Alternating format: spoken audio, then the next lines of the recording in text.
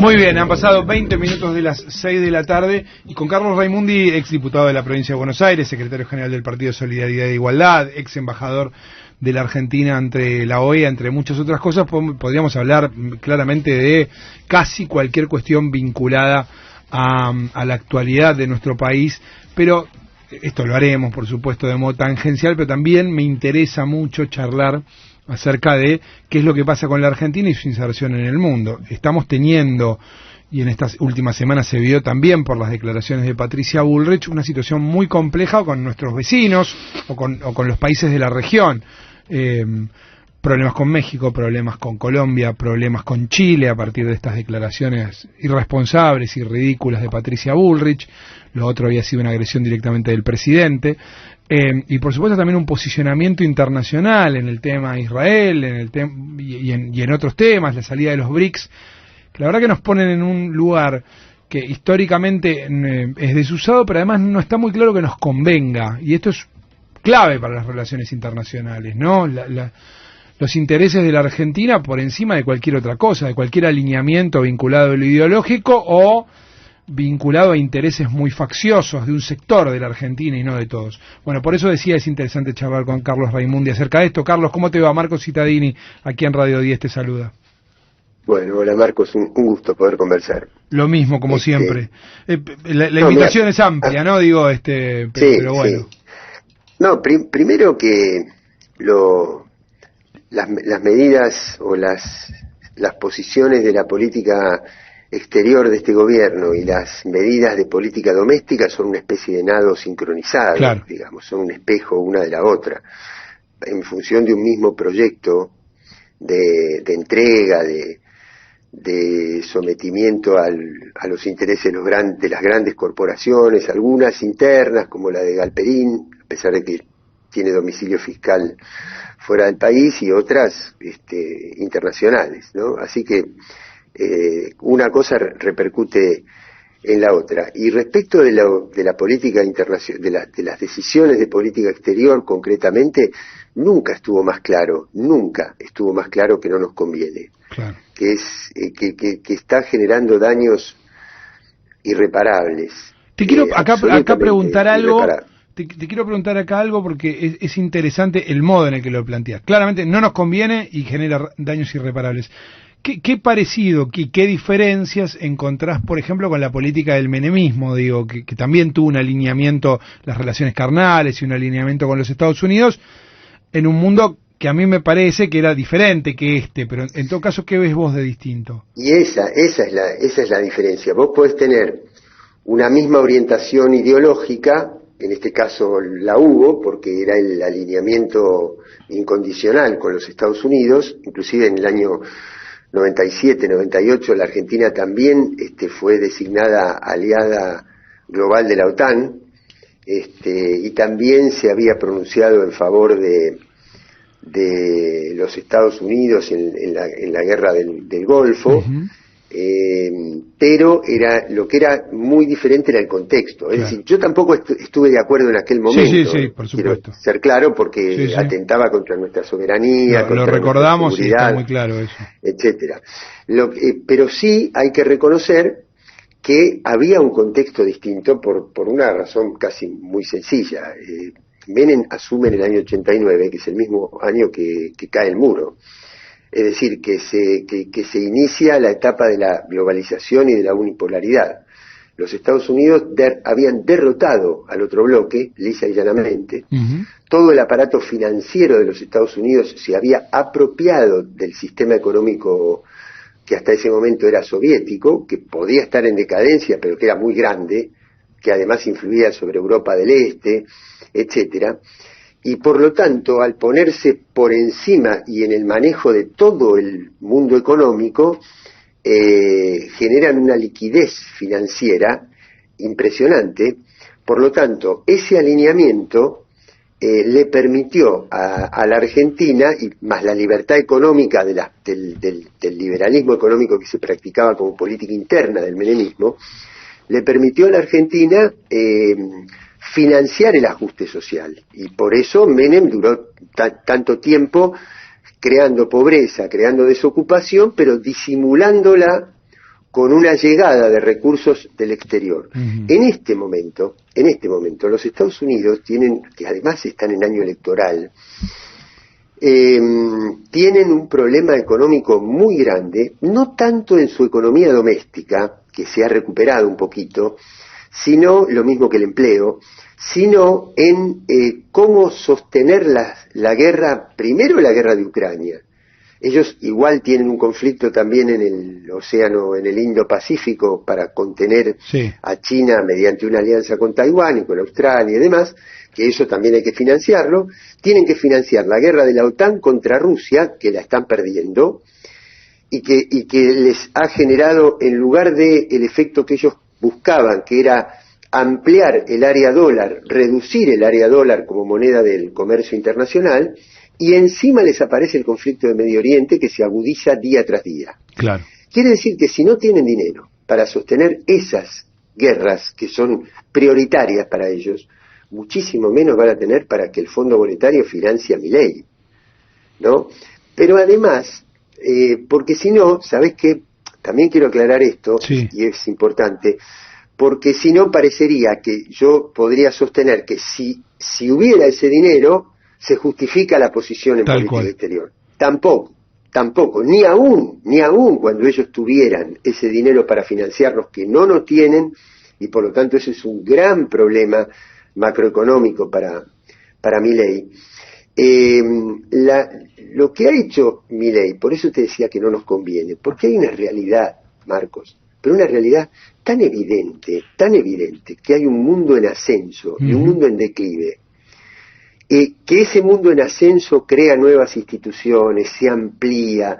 Ahora, además del banco de inversión que tienen los BRICS, además de la ruta de la seda, además de la producción de altas tecnologías, acaban de conformar una bolsa de producción cerealera y oleaginosa para el mundo, de tal manera que los países que necesiten van a tener un precio accesible, porque se trata de países con mucha capacidad de producción agropecuaria, el caso de Rusia fundamentalmente, Brasil. Entonces van creando instituciones, se van ampliando, van haciendo inversiones, pero inversiones distintas de la ayuda financiera, ayuda entre comillas, del FMI. Porque el FMI te presta dinero para que se fugue del país a las cuentas de los grandes inversores. Claro. La inversión de los BRICS es inversión en infraestructura, pero no en Argentina únicamente, en países asiáticos, en países africanos. Claro. Por eso hay cada vez más países a los que les resulta atrayente vincularse con los BRICS. Bueno, ¿qué hace Milei? Nos quita esa posibilidad renunciando, nos quiebra la unidad con Brasil, con lo cual, además, sumado a la enemistad con Colombia, a la enemistad con México, ahora con Chile, descuartiza la unidad regional y nos pone de aliados a los países en decadencia, que son Estados Unidos e Israel. ¿Por qué digo en decadencia Israel? Por una razón muy sencilla, porque está condenado por la humanidad de genocidio en Gaza. Y porque ayer el Consejo de Seguridad de Naciones Unidas volvió a poner a votación una resolución para que todos reconozcamos al Estado de Palestina, y la vetó los Estados Unidos.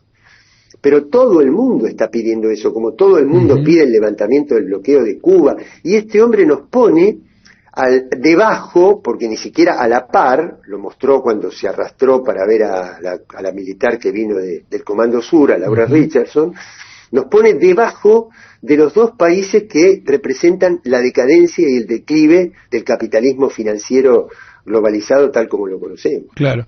Ahí, vos es que yo quedé muy impresionado, te lo comento, pero por supuesto me interesa más tu opinión.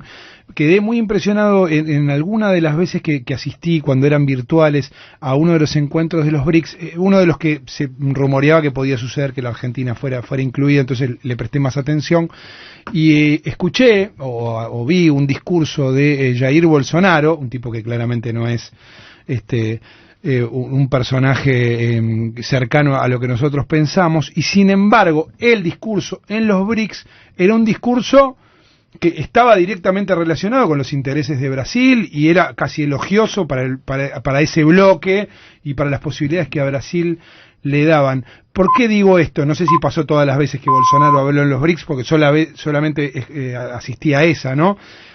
Porque me dio la sensación de que también hay una élite que presiona a algunos dirigentes. Y cuando veo lo que pasó ayer en el Yao Yao con las palmadas y todo esto, digo, bueno, también ahí hay una diferencia. No es solo los líderes, ¿no? Sino muchas veces las élites que los acompañan o promocionan o soportan. Tal cual, sí, por supuesto. Sí, la verdad que frente a determinadas decisiones políticas y financieras, las élites industriales de Brasil, inclusive el agronegocio de Brasil, pero que tiene un sentido más nacional, tanto es que Brasil, a diferencia de la Argentina, tiene un superávit grande en su comercio bilateral con China. Es decir, ambos somos socios comerciales prioritarios para China, pero Brasil tiene superávit y Argentina tiene un déficit tremendo. Claro. Entonces, hay una densidad. Yo recuerdo que Aldo Ferrer y Ricardo Aroskin, sí, en la actualidad, siempre cita este concepto de la densidad nacional. Es decir, aun cuando las élites económicas, productivas, lo que vendríamos a llamar en otros tiempos la burguesía de un país, tiene intereses contradictorios con el proletariado de ese país, tiene una defensa de lo nacional. Claro. Y acá, ayer en Yao Yao, el presidente dijo, el que fuga dinero es un héroe. Claro, lo estaba pensando por esto que vos decías, ¿no? Claro, es exactamente lo contrario del compromiso con lo nacional. Claro. Porque vos podés, no sé, en términos históricos, Julio Arroca, en la década de 1880, en términos más actuales, sectores industriales, sectores exportadores de la Argentina, han tenido un proyecto no popular porque retasean salarios, porque no favorecen la movilidad ascendente, pero sí defienden el interés productivo del país. Bueno, este es un gobierno que está completamente entregado a los fondos de inversión financiera, no a ningún sector productivo. Y por eso el descuartizamiento de la unidad latinoamericana e inclusive de la riqueza nacional. Porque vos fíjate que la Argentina, podríamos en términos de futuro, en términos de lo que debería ser nuestra propuesta, tiene 4 zonas muy identificadas. El Triángulo del Litio en el norte, sí, toda la cuenca minera e hidrocarburífera en la zona cordillerana, toda la región de la Pampa húmeda y litoral para la riqueza agropecuaria, y toda la Patagonia con el mar, el océano, la pesca y la proyección antártica. Y cada uno de esos grandes factores que deberían ser el faro de la propuesta nacional popular, Milei los entrega con la ley ómnibus y la ley, o el decreto, o la ley de bases, o como le llame, porque a cada uno le da la entrega a un monopolio extranjero, ¿no? Claro. Aquí Paula Larruz tiene una pregunta para hacerte, Carlos. Carlos, ¿qué tal? ¿Cómo te va? Apelo a tu experiencia como docente universitario, te llevo al martes. El movimiento universitario en el pasado logró que Menem va a frenar, ¿no?, el avance de Menem en el recorte presupuestario. ¿Crees que se puede volver a repetir una situación así o los factores hoy, las circunstancias son distintas? No, el proyecto de ajuste es muy fuerte y tiene mucha legitimidad, quizás mucho más legitimidad que nunca, pero el movimiento universitario me parece que está más fuerte también. Te recuerdo también que lo volteó casi el ajuste del presupuesto educativo, fue uno de los factores que volteó a López Murphy también, cuando de la Rúa lo quiso nombrar ministro de Economía. Así que sí, yo veía... Lo que sí veía un poco como adormecido al movimiento estudiantil. Y ahora veo que el movimiento estudiantil está de alguna manera despertando. Es cierto que las universidades nacionales históricamente fueron más radicales cuando se trataba de las universidades grandes. Claro. Cuando aparece todo el fenómeno de las universidades populares del conurbano, cambia el paisaje universitario, cambia la sociología universitaria, cambia el perfil del estudiante, el perfil de las familias que llevan a sus hijos a la universidad, Antes, a las universidades grandes, la familia celebra que el chico se reciba. Las universidades chicas, las universidades nuevas, populares del conurbano, celebran que el chico ingrese a la universidad, porque es un hito en la movilidad social. Eso mantuvo neutralizado al movimiento estudiantil, pero hoy el movimiento docente, de graduados, de ayudantes, sumado al movimiento estudiantil, me parece que ha adquirido una fortaleza muy, muy grande. Yo creo que la marcha del próximo martes va a ser muy, pero muy grande, porque no va a ser una marcha únicamente universitaria. Yo creo que ahí se van a juntar muchos factores sindicales, trabajadores, de la cultura, del arte, de la investigación, de la ciencia, y de la sociedad civil también, que está sufriendo. Yo creo que ahí se van a condensar muchas demandas, no solo la demanda universitaria, que es la convocante, ¿no? Carlos, gracias como siempre, obviamente, por estar. No, por favor, al contrario, muchísimas gracias a ustedes. Un abrazo muy grande. Un abrazo grande. Carlos Raimundi, exdiputado de la provincia de Buenos Aires, secretario general del Partido Solidaridad e Igualdad, el representante argentino ante la Organización de Estados Americanos, bueno, alguien con quien siempre es muy interesante charlar.